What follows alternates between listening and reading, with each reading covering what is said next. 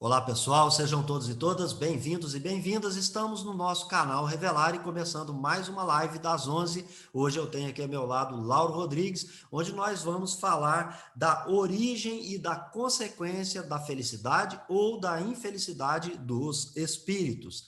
Nós estamos no capítulo 5, Bem-aventurados os aflitos, de O Evangelho segundo o Espiritismo, causas anteriores e causas atuais das aflições. Antes da gente começar esse nosso bate-papo gostoso, eu quero que você curta, comente, compartilhe esse vídeo. Se já for inscrito, quero que você convide mais um para se inscrever no canal. Caso não seja inscrito, se inscreva, por favor.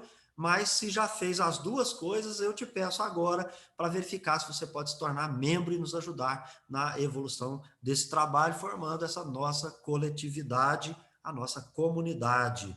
Então, nós vamos encontrar no Evangelho segundo o Espiritismo o nosso tema central de hoje. Mas é importante começar a dizer que quando a gente fala de origem e consequência do sofrimento, das imperfeições, da felicidade, da infelicidade do espírito, não nos esqueçamos.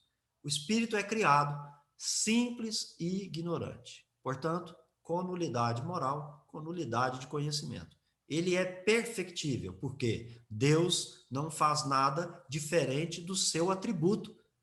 Nós não sabemos se é o principal, mas é um grande atributo, para mim um dos maiores, que é a sua perfeição. Deus é perfeito, não cria nada imperfeito. Então nós fomos criados seres imperfeitos por Deus? Não, porque aí ele seria também perfeito. O que ele criou? Seres simples, ignorantes, para que pudessem adquirir conhecimento e chegar à perfeição. Somos, portanto, perfectíveis e não imperfeitos. Mas a imperfeição ela é adquirida ao longo do caminho, da jornada, é o que a gente vai falar hoje, né? Então esse espírito adquire essa imperfeição pelos hábitos condicionados e ele vai ter as sucessivas reencarnações. Então hoje nós vamos tratar disso, vamos falar daqui a pouco de alguns temas que estão aqui inseridos nesse capítulo. Por exemplo, menciono aqui o item 31, onde o Allan Kardec faz uma pergunta para São Luís, que se aqueles espíritos que aceitam com resignação o sofrimento, submetendo-se à vontade de Deus, buscando a felicidade futura, não trabalham apenas para eles mesmos e podem tornar esses sofrimentos proveitosos para outros, né? Então ele está falando da utilidade aqui também, né? Da utilidade que a gente comentou na segunda-feira no encontro onde falávamos aqui na resenha espírita, falamos um pouquinho do merecimento, da utilidade, e também nós mencionamos algumas coisas aqui no estudo de domingo, na Revista Espírita, que vocês podem se socorrer lá, que vai ser muito bom e interessante para dar mais um grau de compreensão. São Luís vai responder, Laurinho, esses sofrimentos podem ser proveitosos para outros, material e moralmente. No campo material, as privações, o trabalho, o sacrifício contribuem para o bem-estar geral. E moralmente, o exemplo que vai dar pela sua submissão à vontade de Deus. Vontade de Deus, a gente sabe que são as leis morais, as leis divinas, né? Então, submeter-se ter fé também, resignar, etc. Né? Que esse exemplo pode incitar aqueles que estão não resignados, estão infelizes, estão achando que a culpa é de Deus, externa, e não conseguem ver que as suas imperfeições é que causam as ações e a partir dessas ações ou das falas que eles vão causar o mal ao seu redor. Mas na prática está tudo intimamente ligado a essa imperfeição. E aí ele usa a palavra salvando-as, né, dando até uma conotação bem interessante para a gente entender como é que seria o salvar de Jesus lá nas Escrituras, né, que na prática é exemplo para que a pessoa possa ela mesma mudar conduta, né? Salvando-os do desespero, de suas funestas consequências.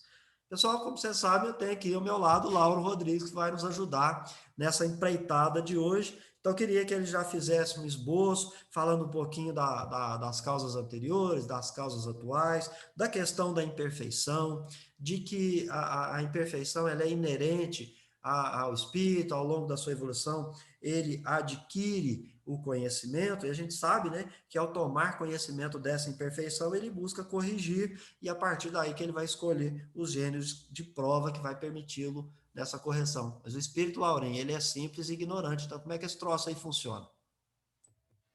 Beto, obrigado mais uma vez pelo convite e quero aqui, desde já, saudar a todos e a todas que estão nos assistindo nesse momento. Sejam muito bem-vindos. Beto, é interessante, né? Porque é um desenvolvimento gradual do espírito. Então, a partir do momento que ele começa a adquirir a inteligência, obviamente, ele já tem a capacidade de escolher. Ele consegue discernir o certo do errado. Então, vamos pegar de primeira linha, primeira ideia, primeira reflexão. O espírito que escolhe melhor, que ele vai escolher só o caminho do bem, ou seja, ele não se desvia dando aso, dando atenção às coisas do mundo como sendo uma regra de vida dele. Ele vai viver no mundo sem ser do mundo ensinamento do Cristo. Então, vamos, esse espírito que consegue escolher melhor e pela sua vontade, ele vai vivendo as suas encarnações, aproveitando as circunstâncias para desenvolver potencialidade, né, que todos nós temos adormecidas e que vai desenvolver, que vão desenvolver ao longo das nossas existências. Então, esse espírito, ele acelera mais o seu processo, porque ele vai sentindo a felicidade cada vez mais ele vai buscando essa felicidade, agindo no caminho do bem, escolhendo sempre melhor. Então, esse é a felicidade, é a consequência dele natural. Ele escolheu bem, ele não deu tanta atenção às coisas do mundo, então a felicidade para ele, ela chega mais depressa. Ao passo que o outro, né, Beto? Agora vamos falar do outro. O outro que ele se desviou, ele deu atenção somente às coisas do mundo. Desenvolveu nele o quê? A imperfeição. Os vícios, né? Então, inconscientemente, agora ele começa a viver somente as coisas do mundo. E quando eu digo inconscientemente, é assim, ele sabe que isso faz sofrer? Sim e não. Sim, porque ele escolhe o caminho do equívoco. E o não é porque ele está seduzido às coisas do mundo e ele se entrega às coisas do mundo. Então, ele vai viver. E aí, a partir daí, então, a coisa começa a escambar para ele ao sofrimento. Mas, como Deus é perfeito, até, né, infinitamente perfeito, e a inteligência é suprema, né, de Deus, então ele sabe que um dia esse espírito vai alcançar a felicidade. Beto, dentro disso eu quero que, né, te ouvir um pouquinho. E aí, Beto, como fica a encarnação de um espírito desse? Cara, veja, ele começou a caminhar e ele vai se dedicando somente às coisas do mundo, aos seus vícios. Como é que ficam as encarnações desse espírito? Ô, Laurim, a gente buscou aqui fazer alguns apontamentos que você vai poder também aí, numa conversa boa, né, proveitosa, aí fazer os seus apontamentos. Então, o objetivo aqui também não é que concorde com aquilo que eu vou mencionar, não. Mas, veja bem, a primeira questão aí, já que a gente está falando em felicidade e infelicidade, é buscar um ponto aí, tentando responder a sua questão e trazendo mais informações aqui. O que que me faz sofrer? O que que me faz sofrer? A primeira coisa é o meu ato. Não, não é o ato. Nesse conjunto de textos aqui, por isso que eu falo assim, o capítulo 5 é para ser lido integralmente, do Evangelho segundo o Espiritismo. Então, ele sendo lido na íntegra, nós vamos perceber que o que faz o espírito sofrer não são as suas ações. As ações, na verdade, é uma repercussão da imperfeição que ele adquiriu. Dentro do processo que o Lauro acaba de mencionar, durante as sucessivas reencarnações, né, ele vai adquirindo hábitos. E ele foi promovendo más escolhas, que a princípio ele entendeu que lhe deu prazer. E então a ação não é causa da imperfeição. O que eu queria dizer é o seguinte: matei alguém. O meu ato de matar alguém é a imperfeição? É a causa do meu sofrimento? Não. O que me levou a matar alguém, que foi uma imperfeição que eu tenho, porque lá é ato, a imperfeição está em mim, não está no ato. Então, basicamente, assim, a pessoa que para de matar por um certo tempo, ela ficou boa durante um certo tempo? Não. Imagina tem filmes aí na TV, né, dos psicopatas que tentam, né, reprimir esse desejo, né? Então, você simplesmente reprimir um desejo, ele já de fato já te está trazendo a virtude? Não. O que você tem que corrigir é a imperfeição que está no espírito. Então, quando a gente fala da ação, a ação é uma repercussão. Agora, o espírito, ao longo do tempo, ele vai tomar conhecimento, Lauro, da imperfeição. Ele vai buscar corrigir essa imperfeição. E aí ele vai buscar gêneros de provas que vão permitir que essa correção aconteça. Agora, se for nesse caminho aqui também, a gente vai pensar assim, mas então toda encarnação, Laurinho, é para a gente combater vício? É para a gente corrigir imperfeição? Veja bem, a reencarnação, ela é a oportunidade, então, só para eu ficar desperto e vir para corrigir minha vida. Como é que fica isso? Né? Você me perguntou, eu estou te devolvendo com uma pergunta aí, a gente vai apertando uns aos outros aqui. Então, Beto, e foi por isso que lá no início da minha fala eu já destaquei aquele espírito que escolhe melhor, né? Então, veja bem, a encarnação é para todos. Mas, né, repetindo aqui só para lembrar, então há aquele que escolhe bem, então ele não vai atrasar, por assim dizer, o seu processo de aprendizado, de crescimento espiritual, porque o que nos atrasa é como eu estou numa sala de aula, onde eu não me dedico bem, não me esforço a um estudo sério, né? Fico só por conta da distração, da bagunça, da farra, enquanto que meus coleguinhas estão estudando seriamente. Eles vão, mas eu não vou.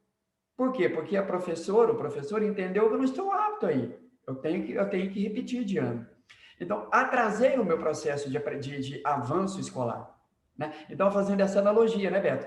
Agora, Beto, você foi muito feliz na sua colocação quando você disse não é a causa, não é a ação em si que faz o espírito sofrer, mas o amontoado de escolhas que o tornou imperfeito, né? Ou seja, é todo um complexo de escolhas e que foi gerando e que foi induzindo a ele a esse tipo de ação. Mas quer dizer que se eu faço um mal para o Beto, aí eu chego, peço desculpas ao Beto, perdão, ele me perdoa, tá tudo certo? Não, eu não resolvi o meu problema ainda, né? Então eu preciso me conhecer. Aí nós vamos lembrar de Santo Agostinho, conheça-te a ti mesmo. Ah, peraí, então o que me faz eu ser agressivo com o Beto não é só com o Beto, é com qualquer pessoa que discordar de mim. Então, com qualquer pessoa que discordar de mim, eu vou ser violento com ela, eu vou ser agressivo. Então, eu preciso conhecer a origem disso. Aí é o conhecer, é o se analisar, né, Beto? Porque enquanto isso não ocorre, obviamente que eu vou gerando circunstâncias negativas na minha vida e na vida das pessoas ao qual eu vou ali lidando durante a minha encarnação, durante as minhas existências. Passo para você aí, Beto. O que você acha desse apontamento aí, Beto? Então, eu queria colocar mais lenha na fogueira, porque, por exemplo, se a gente for lá para o Evangelho segundo o Espiritismo, você vai se deparar com uma frase aqui, vou ler para você. Não há uma só falta, por mais leve que seja uma única infração à sua lei, lei de Deus, que não tenha consequências forçosas e inevitáveis. Essa é uma frase. No mesmo conjunto de texto, eu encontro uma outra frase. Não se deve crer, entretanto, que todo sofrimento que se passa no mundo seja necessariamente indício de determinada falta. Trata-se frequentemente de simples provas escolhidas pelo Espírito para acabar a sua purificação e acelerar o seu adiantamento. Nós estamos falando de prova de expiação aqui, não é o caso, senão a gente poderia até algo comentar. Mas eu quero voltar só na essência da felicidade, da infelicidade e da questão da origem, né? Ora, como explicar, Laura? Não há só uma falta, por mais leve que seja, uma única infração à sua lei que não tenha consequências forçosas e inevitáveis. Nós estamos vivendo encarnações e reencarnações sucessivas, submetidos às leis divinas. Então, às leis naturais. Não tem uma só falta que eu cometa. Então, imagine, eu comer algo que não faz bem à minha saúde, eu comer mais do que o meu estômago está sujeito àquela capacidade. Enfim, eu acho que é por esse lado que a gente vai se interpretar essa questão da falta. O que, que você acha que seria salutar aí para a gente passar para a nossa audiência com relação a essa interpretação? Mas aí eu queria só colocar, antes da sua fala, a seguinte questão. Nós precisamos considerar que o espírito ele tem livre-arbítrio, ele adquiriu consciência para poder evoluir, ele não está mais vivendo a vida animal. E a submissão às leis divinas aqui, ela é um aspecto para proporcionar ele escolher bem ou escolher mal. Então, ele tem um conjunto de leis que vai indicar o caminho. É nesse sentido que eu queria colocar aí para ver se você pode construir aí a sua fala.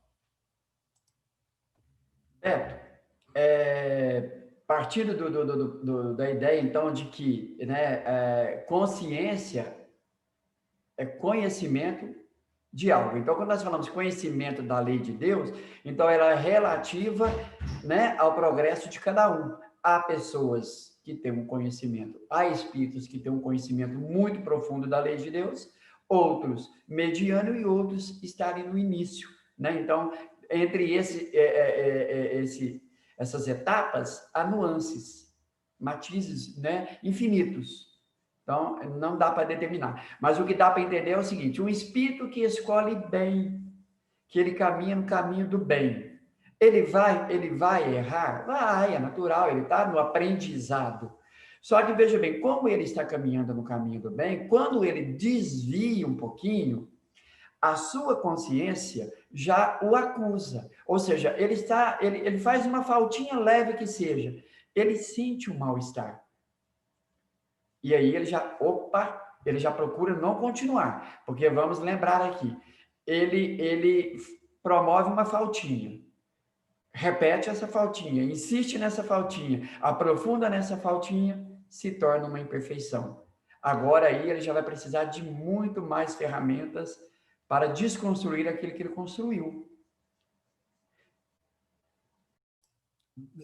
Só um pitaco aqui. Imagine você que alguém se aproprie de uma quantia em dinheiro de outrem. Ele, por algum motivo, ele aproveitou-se de uma ocasião. Ele aproveitou-se de uma ocasião. Mas, seguidamente, ele observa a consequência desse ato, que pode gerar N consequências. E vamos imaginar que ele, então, agora resolve então, devolver esse dinheiro. No momento em que ele se apropria da verba, ele está numa outra situação. Quando ele vai devolver, ele experimentará, não só no seu patrimônio, mas ele experimentará dificuldades, porque além dele não estar mais naquela boa condição que lhe permitiu se apropriar, agora ele está numa má condição. Então, além dele estar devolvendo o dinheiro, está acontecendo outras coisas com ele. Então, ele vai para o cartão de crédito, ele vai para o cheque especial, ele vai para o dinheiro emprestado, ele vai para 3 serviços no dia. Estou dando um exemplo grosso modo aqui para a gente trazer para o mundo material e ter uma ideia dessa questão de uma falta leve, por mais leve que seja a única infração à lei, tem consequência. E você citou algo que é preciso aliar aqui. E aí é que a gente fala, né?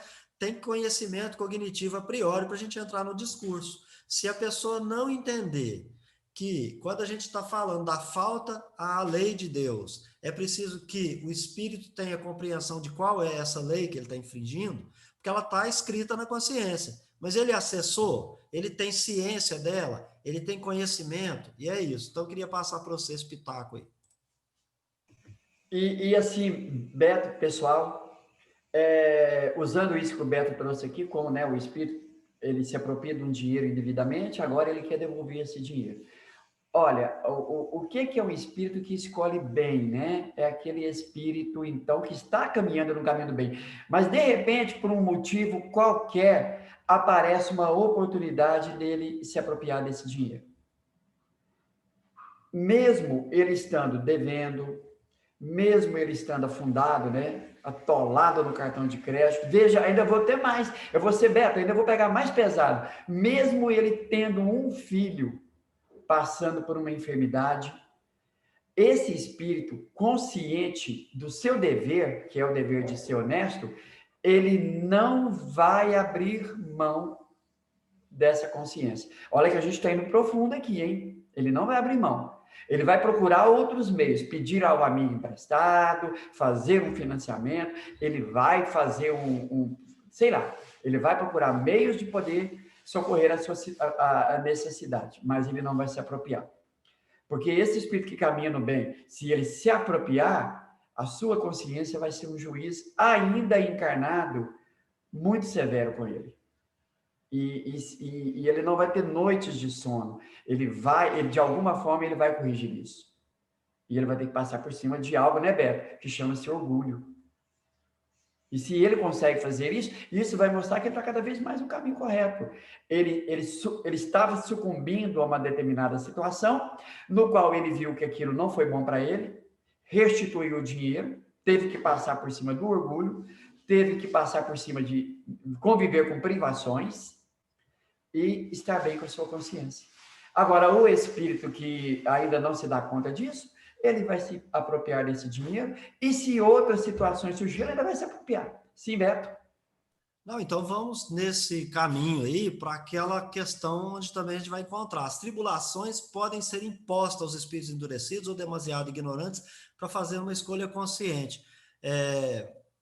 Tribulação são ao mesmo tempo expiação do passado e prova para o futuro, né? Então ele até dá uma ideia de tribulação. Quero entrar nesse mérito, eu quero entrar no mérito da questão profunda ali. O objetivo é sempre ter uma reencarnação que permita o espírito acessar conhecimentos para que ele possa fazer escolhas conscientes, escolha com conhecimento de causa. Então isso está lá no item. E um outro está aqui, né? Nós temos a Terra. Então vai falar assim, então, peraí, eu matei o Laurinho na outra encarnação. Nessa encarnação eu vou nascer para morrer pela mão do Laurinho. Só que a Terra toda, elas têm espírito que erraram, que acertaram, que estão aí na escola. Então qualquer turma que você for matriculado, ela está no mesmo grau de conhecimento. Então aqui, quando ele diz assim, né? Pela pluralidade de existência se explica pelo destino da Terra, né? Aqui nós vamos encontrar as anomalias da distribuição da felicidade e do sofrimento, porque nós vamos ter os bons e os maus nesse mundo. Então, a pessoa é boa nesse mundo, mal nesse mundo, porque talvez o mal nesse mundo não seja tão mal no mundo inferior ao nosso, como o bom desse mundo não seja tão bom no mundo superior ao nosso. Ou até ali na regeneração, o bom aqui nessa fase da prova e expiação, ali no mundo da regeneração que vai ser, nós estamos entrando nessa transformação aí, não vai ser o mesmo bom, né? Nós vamos ter uma diferençazinha aí. Então, eu queria só colocar essas coisas aí para que você possa continuar no seu raciocínio. Não, Beto, assim, né, bom, então, o espírito, então, que ele insiste na questão aqui do apropriar o dinheiro indevidamente, se apropriar do dinheiro indevidamente, ele insiste nisso. Então, isso se torna uma imperfeição, ele vai ser corrupto, ele vai ser ladrão, né? Ele vai ser desonesto. Aí, o sofrimento dele, à medida que ele toma conhecimento disso, o sofrimento dele está inerente, está relacionado com como o Beto disse anteriormente? Não. A origem está onde? Lá no princípio, quando ele teve a primeira oportunidade e ele acabou se deixando seduzir por o ato de se apropriar de algo que não é dele, e ele foi dando continuidade e foi repetindo isso. Então, a repetição causou imperfeição, a imperfeição causa sofrimento. Como ele habituou a ser desonesto, então desonesto ele vai sendo desonesto. E pior, né, Beto? Cada vez mais desonesto. Aí daqui a pouco ele já não contenta com pouca coisa, ele quer mais e mais, e ele vai causando mal a outrem e a ele mesmo. E, Beto, né, para fechar essa questão aqui, nessa reflexão, fechar bem, né, eu quero dizer, na nossa linha de raciocínio, como que ele faz, então, Beto, para reparar isso? Como que ele faz para descondicionar disso? Essa é a questão. Te devolvo a palavra com esse questionamento. Olha, então, no meu ponto de vista é o seguinte, o descondicionamento, ele parte do pressuposto que há consciência, tem conhecimento. Até aqui dentro dessa questão que você fala, a gente lê também no texto, né? Sofrimento que não provoca murmuração pode ser, sem dúvida, uma expiação, mas indica que foi antes escolhido voluntariamente, né? Nós temos lá na Revista Espírita de janeiro de 1858 o caso da menina que a gente falou domingo passado. Então, ali, ela esclarece que escolheu. E a gente viu anteriormente que tribulação pode ser impostas. Mas veja bem, nós estamos num planeta em que tribulação é o que há nesse planeta. Esse planeta aqui, como diz o outro, a felicidade não pertence a esse mundo. Então, aqui também, no meu ponto de vista, com relação à imposição e a questão da escolha, eu acho que tem a ver com aquela linha tênue que separa a primitividade da razão. Porque ao mesmo passo que eu já tenho um acervo que eu posso apropriar-me dele para fazer escolha, eu ainda tenho muita coisa que está no meu instinto. Meu lado animal ainda está em mim. Um dia desse nós éramos primitivos. Então, ainda repercute hábitos condicionados. Gente, eu vou falar uma coisa aqui que isso é eu estou especulando. Então, não está escrito em lugar nenhum, nem é o Lauro, é o Beto. É especulação. Por exemplo, a gente sabe que tem gente que gosta de comer carne praticamente crua. Na boa, você acha que isso é algo assim que não advém de uma memória, de uma reminiscência espiritual, de quando ele fez isso? Eu estou especulando. Acho que isso pode ser ainda, né, uma repercussão. Vai ter aquele que já não come nem carne mais, né? Não tem aí os veganos, etc, né? Então, estou dando um dado aqui bobo para a gente pensar nisso. Agora, como que o espírito ele vai buscar corrigir? Laura, eu até quero a sua colaboração, mas eu penso que ele vai fazer isso nas sucessivas reencarnações. E ele vai procurar situações as quais ele vai se inserir para que ele possa ele mesmo corrigir. Então ele vai ser colocado, ele vai se expor, vamos chamar assim, a certas situações, para que ele possa fazer uma escolha no bem. Então, por exemplo, uma localidade onde o espírito nasce, como a gente já falou aqui outra oportunidade, uma localidade que ele nasce, e ali ele é arrastado pelo meio. Então é porque ele ainda não estava apto ainda com o conhecimento adequado para poder resistir. Ele ainda tem, de fato, a imperfeição que é inerente a ele, falando mais forte, arrastando ele materialmente. Então, o que talvez eu até vá pensar aqui, o que é impor certas coisas? É porque às vezes até o espírito, ele fala assim, não, eu quero encarnar lá na comunidade tal, no meio de tal pessoas, do estilo de pessoas tais, né? Não as pessoas específicas, mas que cometem tais atrocidades, tais crimes, que eu vou resistir. E aí pode até ser dito, não é hora para você. Por quê? Porque a gente percebe que no seu acervo de conhecimento, você ainda não adquiriu o que vai te dar habilidade, aptidão para corrigir o hábito condicionado. Não sei se eu caminhei aí na resposta do que você quer ouvir, Laura, mas estou dando um dado aqui que você pode fazer uma construção aí em cima. Para casar isso aí, olha. Então, o que é escolher, né, Beto? Bem escolher. Bem escolher é ter o conhecimento. Se o meu conhecimento ainda é pequeno em relação à minha imperfeição, eu preciso de alguém ou de alguns que venha me orientar. Isso é mais do que natural. Então, no mundo dos espíritos, isso ocorre. Como nós aqui fazemos entre nós encarnados, no mundo dos espíritos fazem também os desencarnados. Como alguém que não sabe como escolher, porque para ele tudo é tão assim, angustiante, que ele não tem sequer ideia como eu vou escolher. Olha, gente, escolher uma encarnação aonde, nessa encarnação, eu vou ter a oportunidade de começar a superar uma imperfeição, para o espírito, é angustiante, penso eu. Porque vamos pegar de novo do ponto de partida do espírito que se tornou desonesto. Sim, Beto? Lembrando que lá no item esquecimento do passado, no texto fala assim: o espírito nasce exatamente como se fez, ou seja, ele é produto de todas as sucessivas reencarnações anteriores, com acervo de qualidades, de virtudes, mas também com as suas imperfeições. Então aí entra nessa questão aí, será que estou apto mesmo? Como é que funciona essa questão? Beto, bem lembrado. Nós somos produtos de nós, né? A minha vida é próxima, né? A minha próxima encarnação, ela estará muito ligada ao meu passado, mas o meu passado não é eu, Lauro, hoje personalidade, é o meu passado, Lauro espírito. Ao meu passado, espírito. Então, eu sou produto disso. Obviamente, quanto mais eu conduzir a minha vida como Laura agora, melhor, né, Beto? Obviamente, uma próxima encarnação será melhor. Então, o espírito que ele foi desonesto, ele condicionou a se apropriar de dinheiro indevidamente, tá? Beleza? Ele tem essa ideia agora, ele vai conversar, ele vai falar, gente, me ajudem.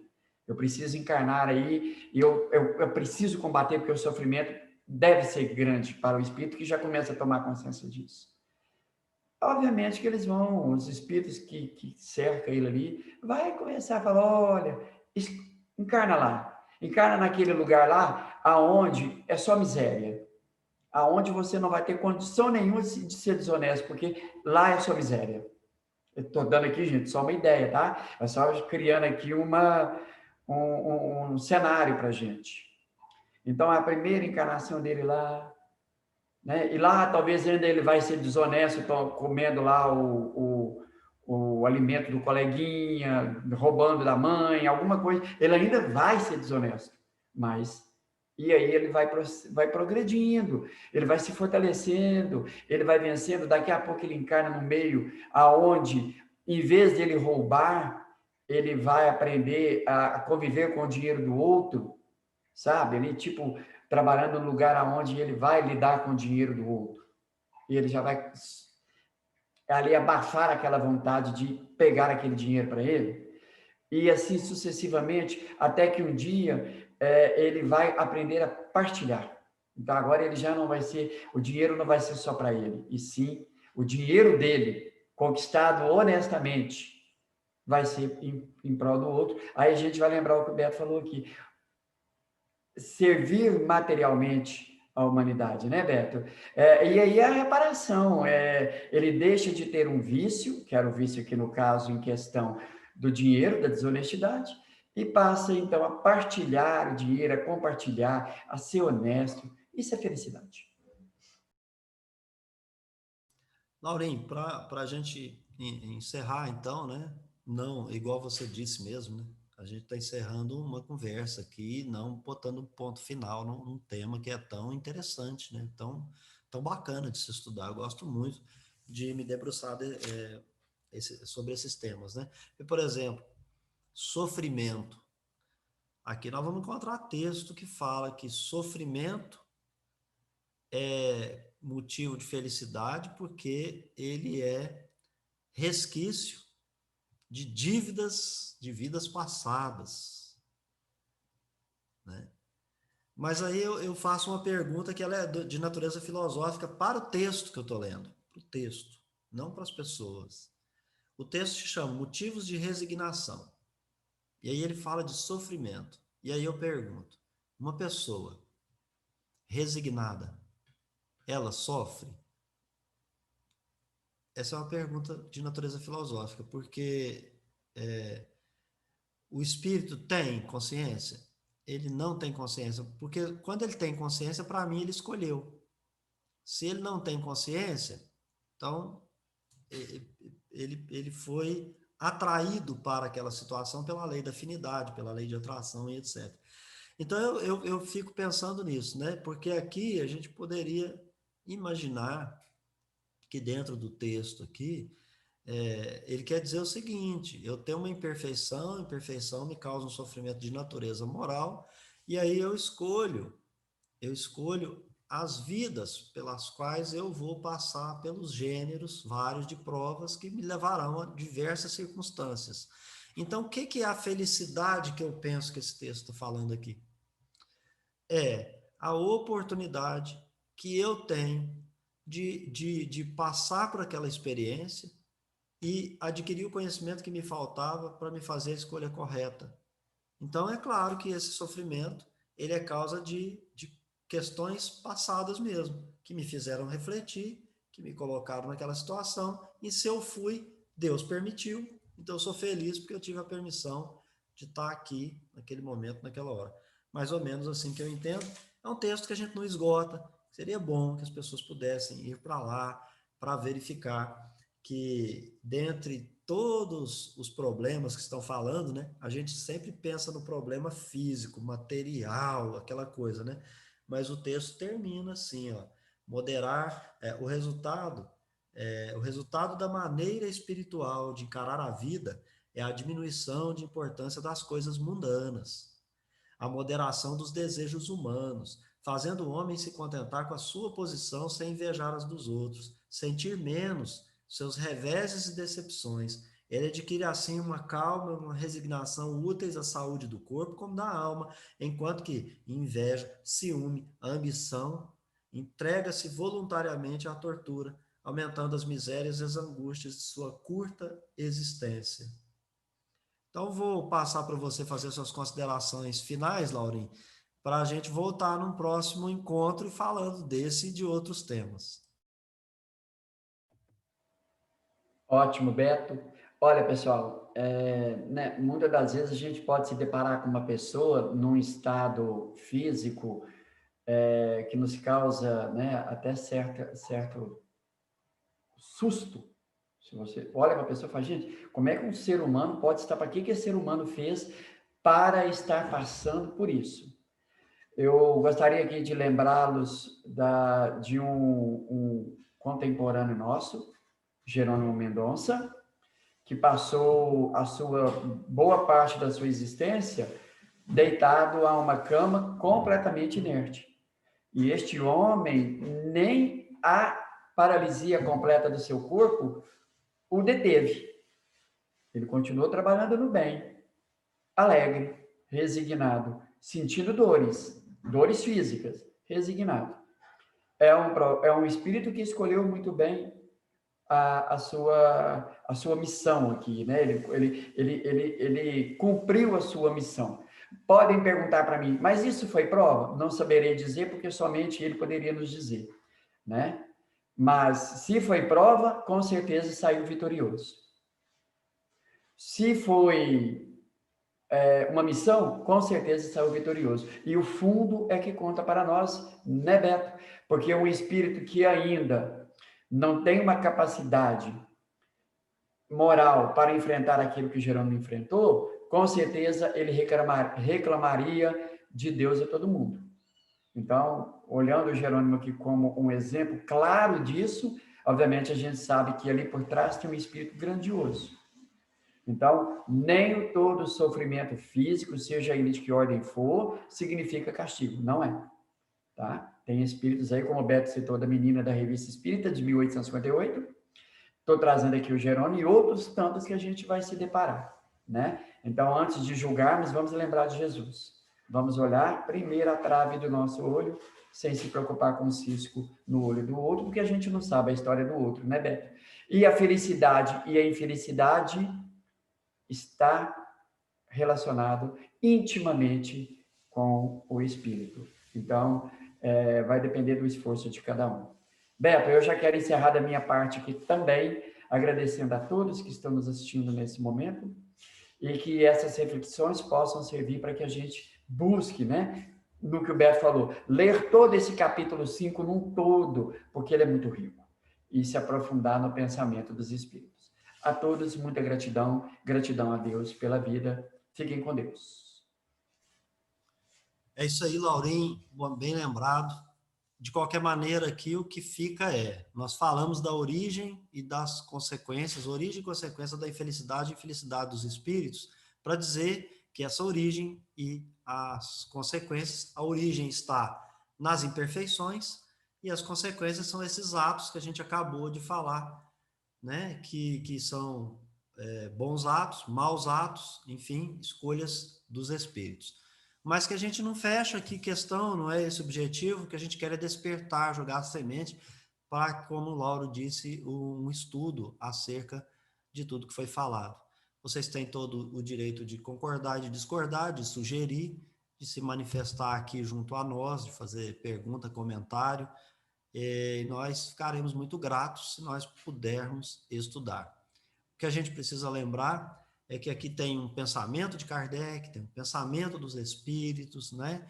Então, ainda há muito para a gente estudar. Porque a gente não pode esquecer que nesse estudo aqui, o livre-arbítrio do espírito, né? A intervenção e a escolha do espírito nas questões das provas, porque do mesmo jeito que às vezes nós queremos trazer uma ideia a respeito da escolha das provas, do arbítrio do espírito, muitos também só querem dizer que o espírito não escolhe nada, que ele está sendo castigado ou tendo recompensa. E não é esse o pensamento da doutrina dos espíritos, né? Ele não é o pensamento principal, ele não é o pensamento base, muito pelo contrário, né? Então a gente precisa conciliar tudo isso e continuar estudando aí. Hoje a gente trouxe essas informações mostrando para vocês acerca disso. Então quero agradecer a Deus e a Jesus pela oportunidade. Tive aqui ao meu lado Lauro Rodrigues e quero encontrar vocês no próximo vídeo. Até lá!